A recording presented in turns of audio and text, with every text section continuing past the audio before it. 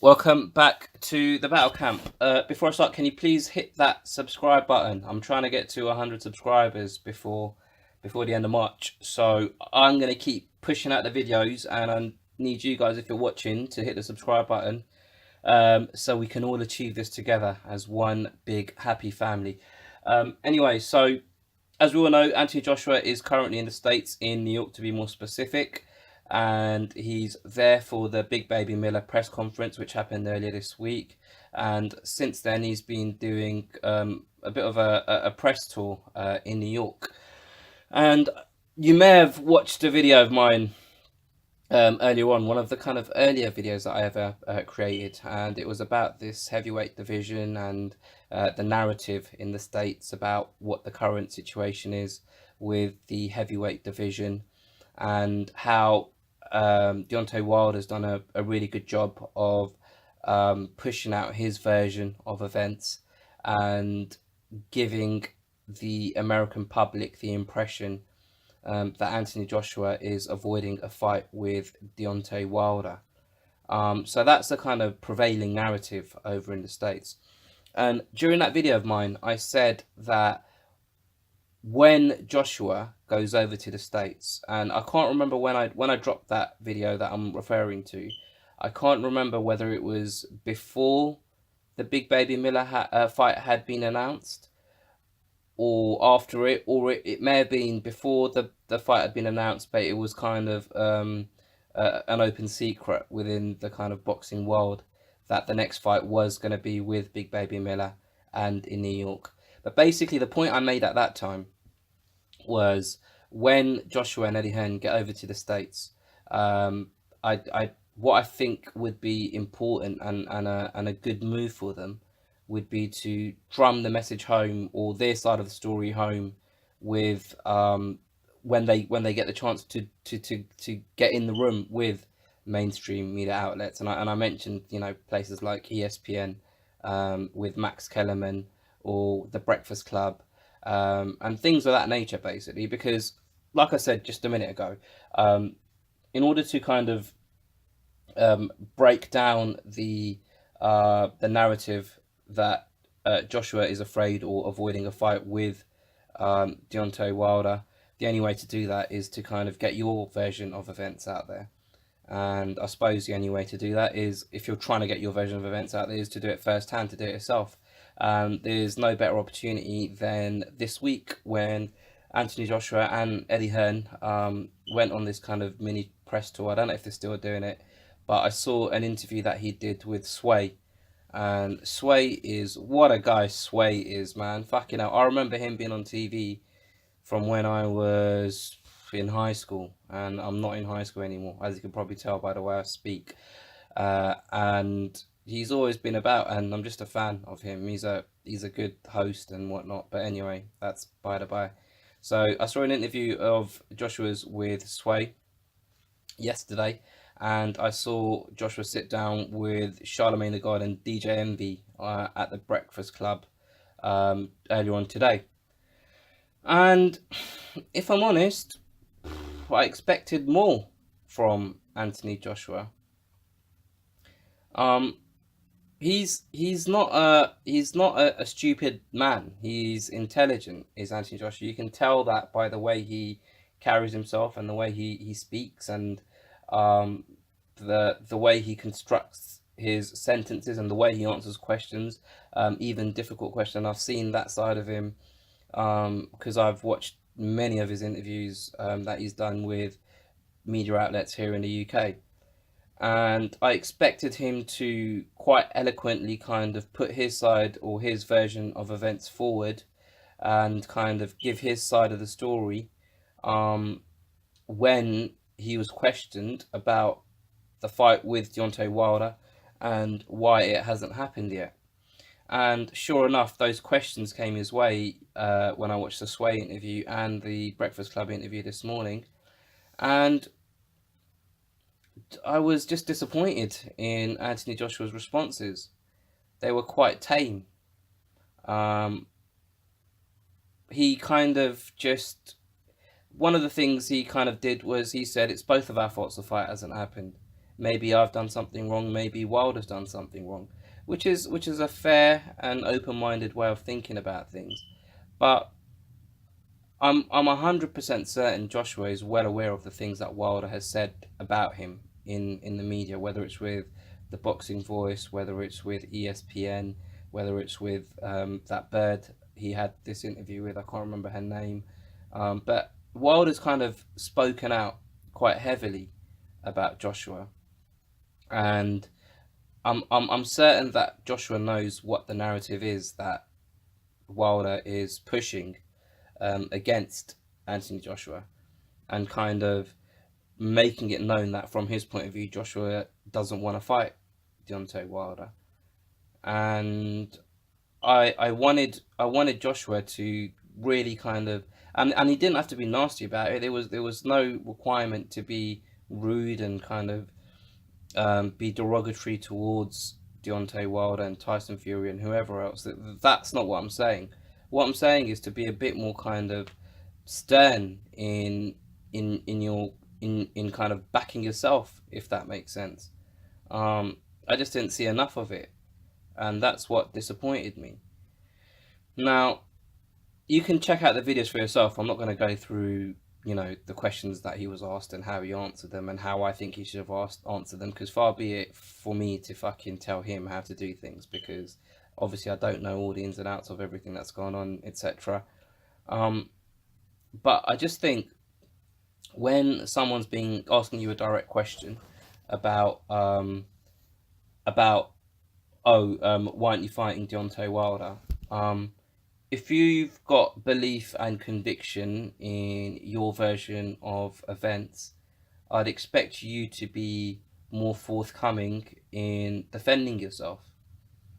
Because the way Charlemagne, especially in the Breakfast Club, the way he kind of asked the question, it wasn't like, oh, can you tell me why this hasn't happened? It was more like, why aren't you fighting Wilder? As in, the onus is on Joshua, and this was Joshua's opportunity to speak to hundreds of thousands, if not millions of people listening to this interview on the radio, and then obviously people that are going to watch it on YouTube afterwards. That was his opportunity to tell him exactly why he believes, if he does believe this in his heart, why he believes the fight hasn't happened yet.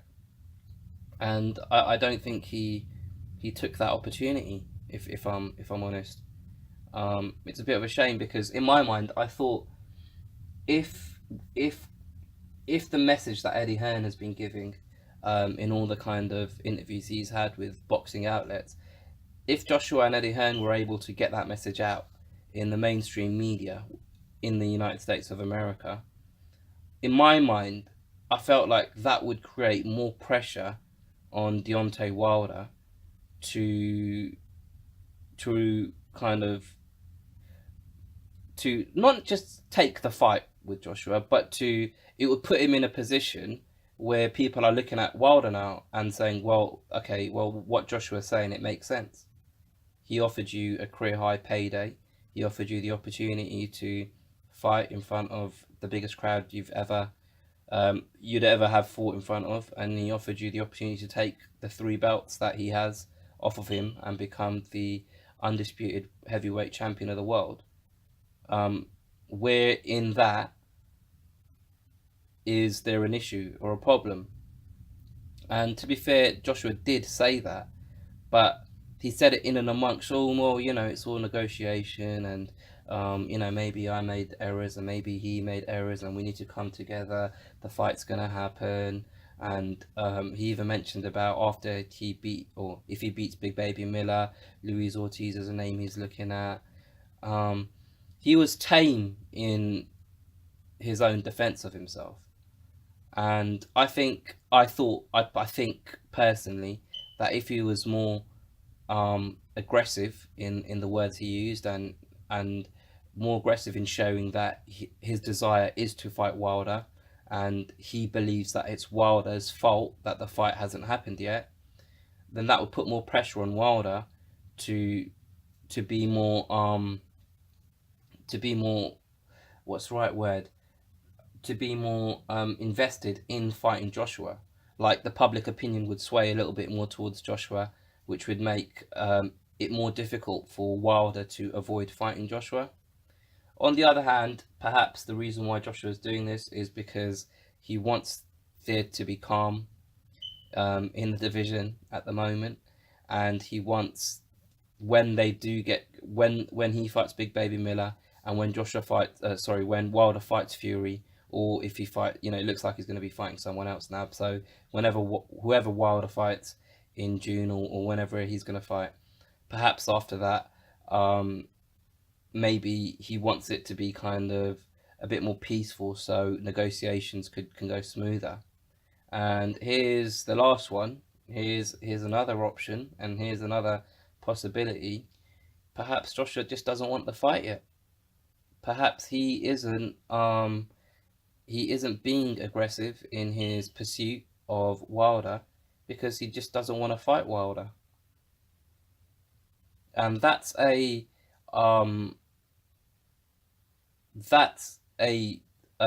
point of view that I haven't had personally throughout the build-up, or throughout this whole fucking palaver.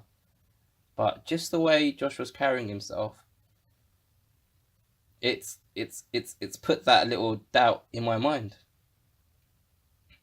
Perhaps he is happy just to fight people in the top 10 that he has, with his less risk of him losing, and for him to get paid handsomely for it. Because he did say he's scared to lose, and that's fine, because all fighters should be scared to lose, because if you're not scared to lose, that means you're being a little bit complacent.